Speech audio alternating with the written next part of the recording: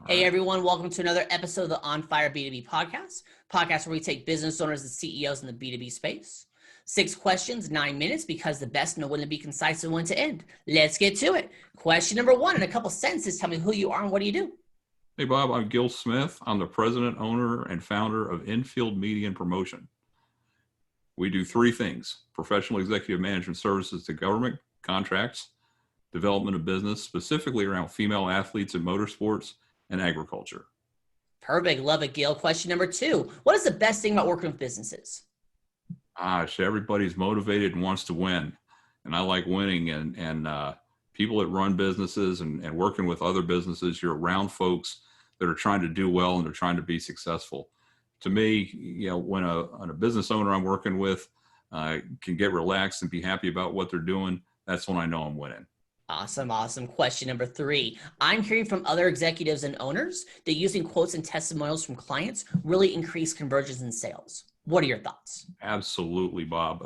Everything, the best thing you can get is a customer referral. Those are worth their weight in gold, and a customer that's willing to say, Gil did a great job, or Infield Media and Promotion did a great job for me. That's fantastic.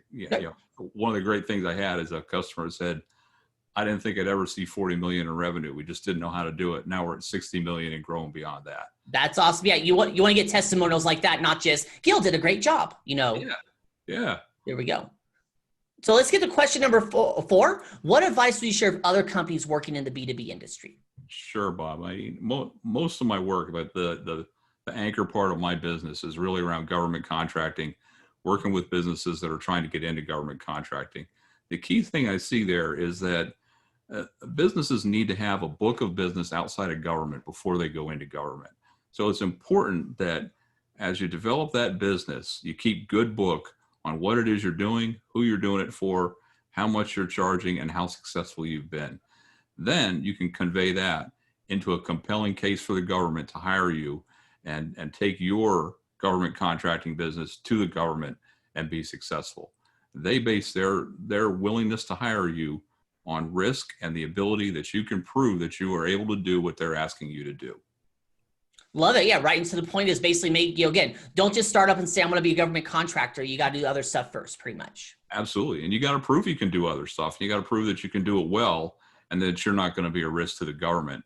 The other important thing is the government always has to be your most preferred customer when you start doing business with government.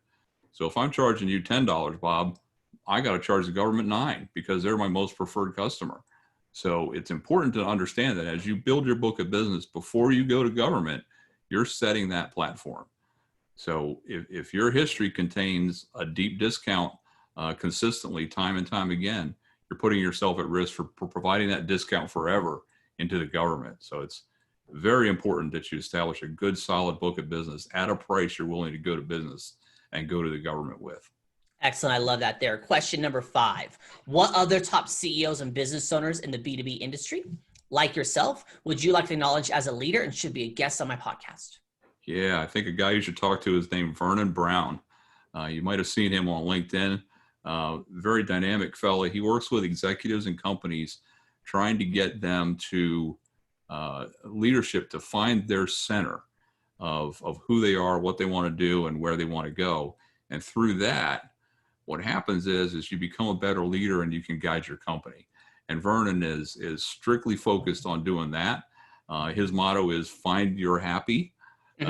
So he wants people to find their happy, which means you get centered and you understand where you are and what you're doing as a leader.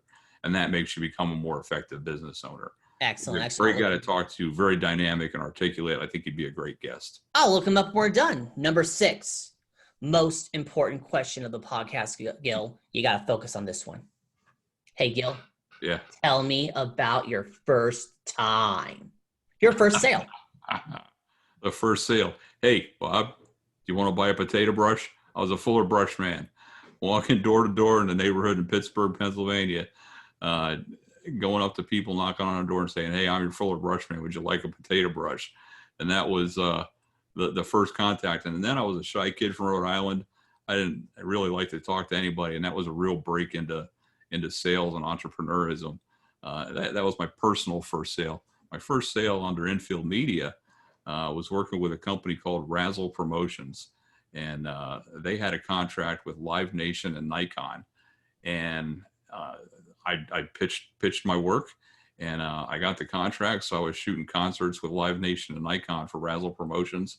It was my first contract, and it was with those three bigs, Live Nation, Nikon, and my first contract was with Toby Keith, the country singer. So Nice. it's all been uphill from there. Yeah, you started Toby Keith and go uphill. That's pretty impressive. That's right. So, there we go. So hey, Gil, you have 3 minutes and 35 seconds left. We can use the promo time. You can ask me a question. You can talk about the weather, or since the best know when to be concise and when to end early, we end early. Go.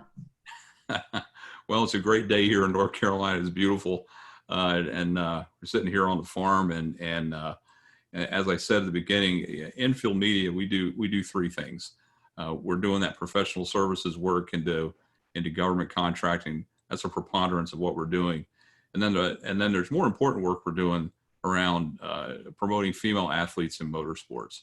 And right now they're really the best bargain in motorsports that you can get. So I'm pushing hard to do that. And I've got some really good talent that can help other businesses. And this goes to the B2B nature of what we're talking about. These folks provide great value to carry your business in terms of brand ambassadorship, brand recognition, brand building, all those things. And it's at a great value in a broad audience. So, if you've got a thought and you're listening to this podcast about supporting a female athlete in motorsports, give me a call. I've got some great deals and we can make that happen. And then, lastly, we're in the agriculture business. I'm a veteran farmer, and USDA has some great programs to support veteran farmers. There's a program out there called the Veteran Farmers Coalition, and they've been super supportive to me. So if you can look them up and maybe give them a little support, that would be fantastic. So that's kind of my pitch. Those are the things that are important to me. And when I saw Bob doing B2B, these are the things I was hoping to be able to talk about. So perfect. Hey, you pulled it off there. 6 questions in 9 minutes, because the best know when to be concise and when to end. Your website, say it real quick. All right, infieldmedia.com. In the description, it's magic. Gil, thank you so much for being on. Tip of the hat to you. Thank you, Bob. You're welcome. And for everyone else watching or listening, make sure you check out more episodes of the On Fire B2B podcast. I am Bob Clark. Y'all have a wonderful day now. Talk to you later. Bye.